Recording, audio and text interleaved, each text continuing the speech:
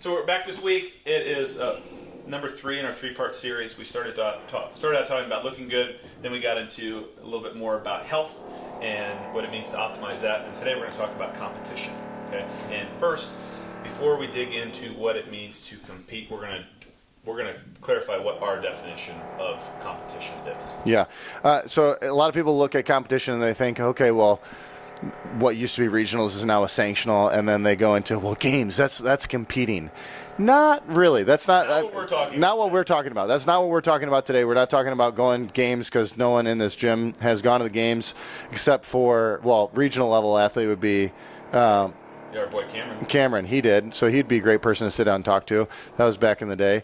However, what we're talking about is like optimizing the open. So a lot of people come in and their competitive season per se that you could say is the open, right? The open. It was this year in February, March, and now it's going to be in October this year. So how to optimize your performance or get better at all the things that you didn't do good at for the open. And another a tier below that then would be also leaderboard hunting. So, yeah. So say if you're the kind of person that looks at the leaderboard every day to see what other scores have been put up or to see how you rank, I would throw you in the competitive category. Oh, absolutely. You're no longer purely focused on just looking good or trying to be healthy. You're literally trying to beat people. Yeah. Which is fine. Which is good. Yeah, that means you're going to go harder. You're going to. I mean, you're going to do. Yeah, you got to do. But you got to do specific things in order to get there. Right. Okay. So which we're going to dig into right now. So where does someone start? So I guess first of all, we were talking a second ago about knowing numbers. Yeah. How do you know if you are trying to compete? Like what's your like? So for me, it's do you know your Fran time? Yeah. Do you know your fight gone bad score? Yeah. What's your clean and jerk? That's not like a. What is it? What do you mean? What's my clean and jerk? If you don't know those things, yeah. Keep working on your skills, working on your movement, coming to class, making it consistent. Let's talk in a couple of years. Yeah. But if I say, yeah, like you said, if you know, hey, what's your Fran time or what's your 400? Well, 2 years ago I did it in this. 6 months ago I did it this. Yeah. Okay. Then we're speaking the same language then, and we're getting ready to move forward, right? Versus not knowing what a specific workout is or what a Olympic lift is. There's a reason we did this part last. Yeah. I don't think we're talking to the smallest group, mm-hmm. and we're also really not encouraging more people to do that. Like, I don't want to push you to compete. No. It's are you checking these boxes? Do you know your basic benchmarks?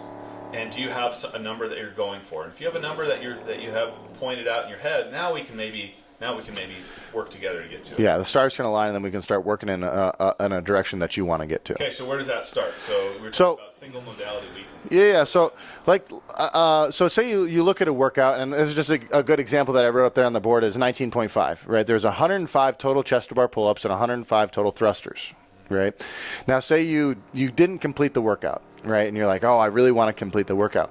Can you even do 105 chest to bar pull-ups in a sitting, right? Without sure, there's going to be breaks in there, but say you take 20 minutes, could you do 105 chest to bar pull-ups? And if the answer is man, I don't know because I was reaching failure on a lot of those, well, then you can't even complete the workout as it is RX. Don't worry about the thrusters yet. Yeah, now that's not necessarily a problem, but there's going to be some specific things that you can do to actually work on those chest to bar pull-ups, right? So, and these can just be thrown as at finishers at the end of a Metcon or at the in the middle of whenever you're doing end of a workout, whatever it may be. But you're not going to get necessarily better, in my opinion, at chest to bar pull-ups by doing singles in a workout. Correct. So say you have Fran, chest to bar Fran. You're not going to get worse. You're not going to get worse, but you're not going to get over that hump. No, it's not going to get you over the hump because you're never doing a higher volume of reps. So I went to the aerobic capacity course with Chris Hinshaw, and one of the things that he talked about for he did it for push-ups was a 12:48. So the 12 seconds of push-ups, roll over on your back, and then do 48 seconds of air push-ups, right? So I just took that same principle and I applied it to every gymnastics move that I could possibly think of, right? So toes to bar, same rules apply.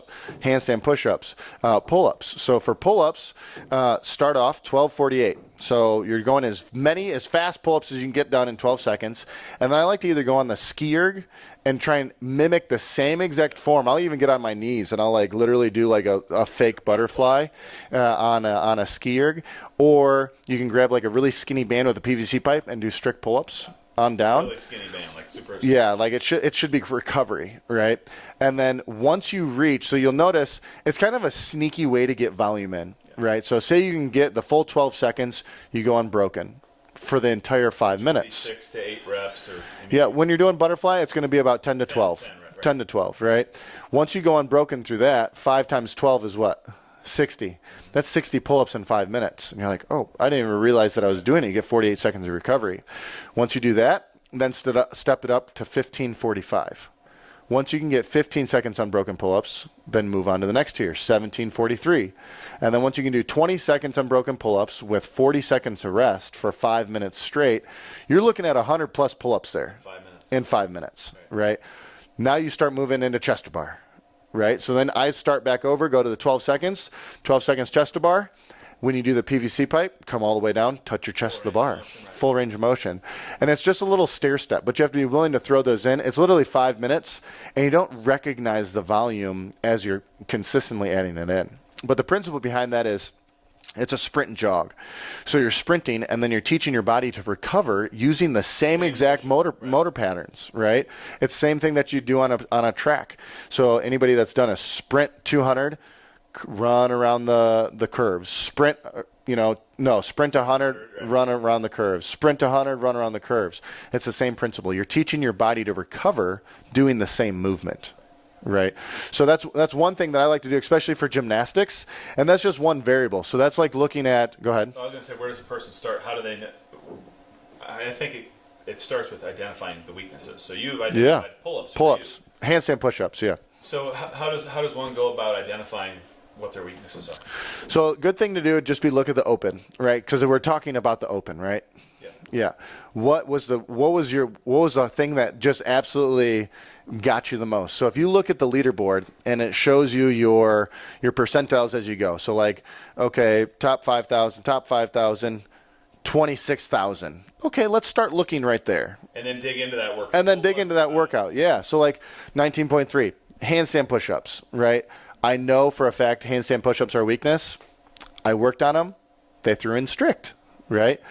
Completely different story for me. I need to work on strict now, right? And so I looked at that, and then I went, 20-something thousand, back down to 8, back down to 8. So, okay, that's your glaring weakness that you need to work on as it relates to the open. So you just pick that workout apart and then say, all right, hey, what could I have gotten better? And then so that's number one. And then say if you want to pick your top 3, right? So that workout, what workout is the next least on the list according to everybody else? So if you take a weakness and you find out what your weakness is, so mine was strength. So I'm just trying to focus really simply on just doing strength work every week. Yeah. I'm just following our programming. Yeah. And I'm just trying to do the strength work each week. So then, when do I decide, or when do I move on to the next week? So also looking at the end of the day, you don't have one. You have multitude. Many. Yeah, and that's the fun thing about the entire week. You're not going to work on your squat clean every single day. Correct. Not going to happen. Right. Yeah. And so now you have a squat clean one day, you have gymnastics the one day. The fun thing with the gymnastics one is you can really apply all the movements from CrossFit as a finisher with those 5 minutes. Sure, every day. So toes to bar, handstand push-ups, kipping pull-ups, like chest to bar pull-ups, and then muscle-ups. Right. You can apply that and just do those every week. You can do air squats. You could even do and pistols, right? I'm trying to include pistols just in case. But you can include those every day, and then the strength work is just going to vary, throughout the workout. Maybe you start with the strength, or you start with squat or deadlift, work on the clean, work on the technique of the clean, work on the technique of the snatch, get comfortable with an overhead squat, and vary it up as much as you can. Does that make sense? Yeah, no, there's just and then once you're no magic to it. No, consistency is the magic to it. But then once you get to the point where, okay, so if we're looking at 19.2 and that third clean weight is 275. Yeah, the third clean weight is 275. Well, can you squat clean 275? What? Wasn't it 135, 185, 225. Okay, fine. So that's what I was looking at, the 275. Can I even clean 275 for 8 reps fresh? Not that many reps fresh. Could I do it one time? Yeah, but not the for the reps, volume, right? Not after all those toes to bar. Yeah, and one thing you got to look at as it relates to those numbers and percentages, what percentage of those numbers is your 1 rep max? So say your 1 rep max is The lower the percentage, the better you're going to do. yeah. So say 135 is only 20% of your 1 rep max clean. That's gonna be really easy. Yeah. Say 225 is 90% of your 1 rep max clean. You are gonna be on a struggle bus. So you have to build your 1 rep max up higher enough to be able to move it. I mean, bring these percentages down lower. Now, something you can do with that is, do a max effort day on Monday and Tuesday, or Monday and Wednesday, and then you can do something with a repetition method on Thursday and Friday, because you don't want to lose the ability to move weight consistently. Yeah, I think what you're pointing out is that's a quick way to find out what your low-hanging fruit is. Is your snatch, say a snatch weight that comes up, ladies would be 95 pounds, guys would be 135. If you can only snatch 155, and you're trying to do 135 30 times, let's move that needle. Let's not worry about your conditioning. Yeah. And then that's where I think also have the competitive mindset of letting go of some things, because you can get them back quickly. Yeah. If you're good at whatever it might be, you feel pretty good on the rower. You don't need to. You've got an engine. You don't need to build that. And I might be talking about myself.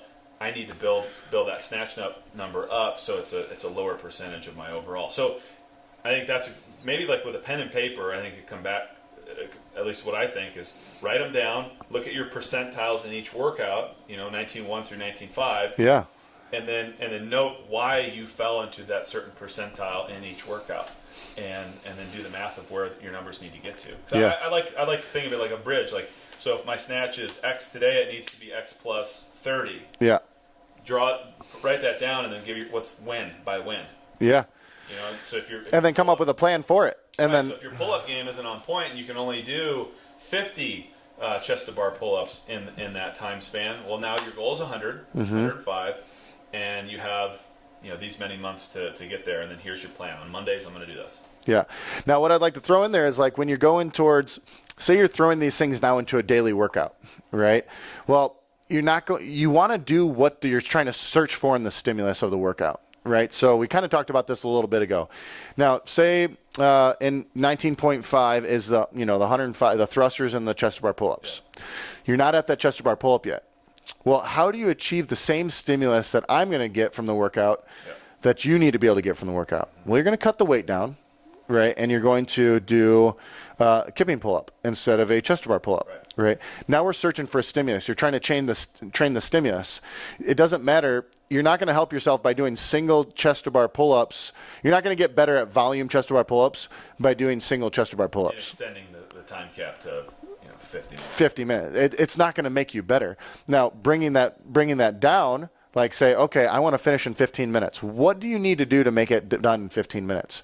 I don't look at that so much as scaling. I look at it doing the workout as it's intended. Equaling the intensity. It's equaling intensity. I'm not going to do, I've seen the workouts from What's Rich doing.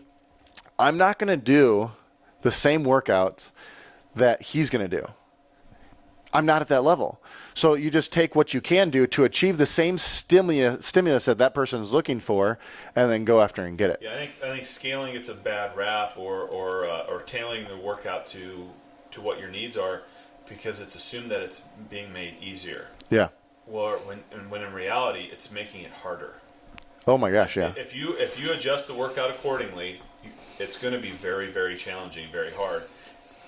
Some days you might need to scale down and make it easier. That's a different story. We're not having that conversation. We're talking about scaling up to match the intensity so you're getting the desired stimulus of how the workout was designed. Yeah, because you're really, we call it metabolic, Metcon stands for metabolic conditioning. You're training specific metabolic pathways, and you're trying to induce a stress stimuli to it. And if you don't do that, then you're not reaching the intended stress you're not getting the stress that you're trying to add to it. So I think the biggest thing that I always say is or that I'm trying to do for myself to get better is I pick my weaknesses, as much as I hate working on them, and then I separate them out from workouts, and I don't do them in workouts. So I'm not going to do, a good example, Diane, right? Handstand push-ups and deadlifts. I can do the deadlift all day long. Handstand push-ups it's not in my wheelhouse. Now, regular handstand push-ups are. Now that I've worked on them, I can now RX Diane appropriately. Right, and make it. But it's been 7 years, right? So if you think about it like that, no. Now, could I do Diane and take 20 minutes to get it done? Yes, done it. Is that going to make me better at Diane? I don't. It never made me better at Diane. No, in my personal opinion, I don't believe so. What made me better at Diane is taking handstand push-ups out of it, working on handstand push-ups, and then now that I'm at a level that I can complete 45 handstand push-ups in under 5 minutes, now I can come in and introduce it back into Diane and do the workout again. The way it's meant to be. So we kind of covered, weaknesses. The other bit of being competitive that I try to wrap on people's heads is, can you handle the training? And what I mean by that is, can you recover from it? Yeah, you can only train as hard as you can recover. Right. Same rules apply for, you can only accelerate as fast as you can safely decelerate. So if your body won't let you slow down, it won't let you go any faster. Same rules apply with. Eventually fall off. Yeah, and that same rule exactly applies to, you cannot go any faster if your body won't let you go faster. And that fatigue, as it builds up, if it continually builds up, you're going to get to the point where you start slowing back down, and then you're not reaching this intended stimulus again. So you have to be able to, if you're not sleeping 8+ hours a night. Let's rethink our goals. Yes. Being competitive is probably not ideal because you're going to bust yourself. Yeah, you're not going to be able to recover fast enough. Same thing goes with nutrition. If you are not dialed in, and this is if you're over 24 years old or 25. Yeah. If you're under 25, you can get by with a lot of stuff. Yeah. But you could still optimize everything a lot better. Way better. Way better. Like, food is your fuel for the workout. Advantage of all the hormones pumping through your system, and take really good care of yourself. So, are you conscious of what you're eating? Are you limiting alcohol, limiting or eliminating alcohol, and or do you pick certain times of the year to cut alcohol out? So maybe you are getting ready for the Open and you cut it out for 2 or 3 months ahead of time. Maybe that's your competitive mindset. Maybe you just quit alcohol once the Open starts. Yeah. I don't know, but that's another consideration. And we're talking about dedicated mobility work. So if you're going to be lifting heavier consistently and doing extra accessory work, you need to be doing some soft tissue work. Like, you need to be taking your lacrosse ball that we've given everybody in the gym and actually using it as a tool, not a toy for your dog, right? So, like, smashing out the quad, smashing everything out and just, like, loosening up everything that you've worked so hard to build so that you can use it again, so right? And handle more training, get into those positions that need to be getting into. I don't think people realize the amount of stuff that, like, the big time athletes, the amount of body work and stuff that they get done, the amount of time they spend on their nutrition, their recovery. Like, you can literally only go as hard as you can. And that doesn't look cool on Instagram. No. Talked about that before we started. It's not, recovery doesn't look cool, but you can't take a photo of your 9 or 10 hours of sleep. No. But you can videotape what your workout was. Yeah, a 10-second 1 rep max PR. Like, you can do all that. Yeah. So I think if you're thinking about being competitive, if you want to be more competitive, that's our kind of short list.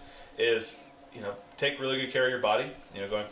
Working on mobility, eating the right food. Sleeping like crazy, sleeping like you're getting paid to sleep. Yeah. And the training is pick out your weaknesses and go to work on just killing them. Yeah. And if you need help with them, reach out to people who can help you, right?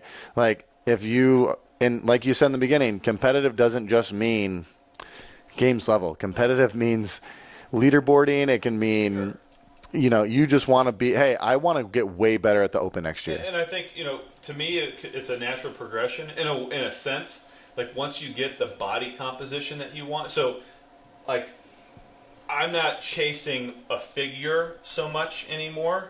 Yeah. I know my figure gets better if I chase numbers.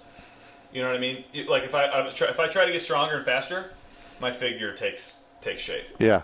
So it's you chase the performance versus the figure, and correct, figure follows performance. Yeah, and so, but for me, that's because I got to a certain point where I felt comfortable with my body, that wasn't the goal anymore. Mm-hmm. Now I busted through. I'm like, all right, what's possible? So I think competition helps, at least from my standpoint, helps me kind of discover what I'm capable of. Yeah, which is exciting because then it keeps the ball rolling.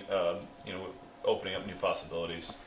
And winning the Open in October is one of those distant possibilities. Yep. If I follow Jeremy's guidance. Yeah, I mean, you haven't even asked for any guidance yet, so I'm just going to tell you should probably row a lot more. Just keep on rowing. I'm going to just work on my cardio. Just work on your rowing and probably just run. Enough, right? Yeah, you're fine. You're good. Okay, yeah. So that's our advice for being competitive. Thank you guys for joining us. It was fun to go over what it. I mean, you'll see a lot of overlap from aesthetics to health to competition, but there's just different focuses, and I think it's really important for you to just take a step back and kind of figure out where you are on the spectrum, and then let us know what we can do to help you. See you next week.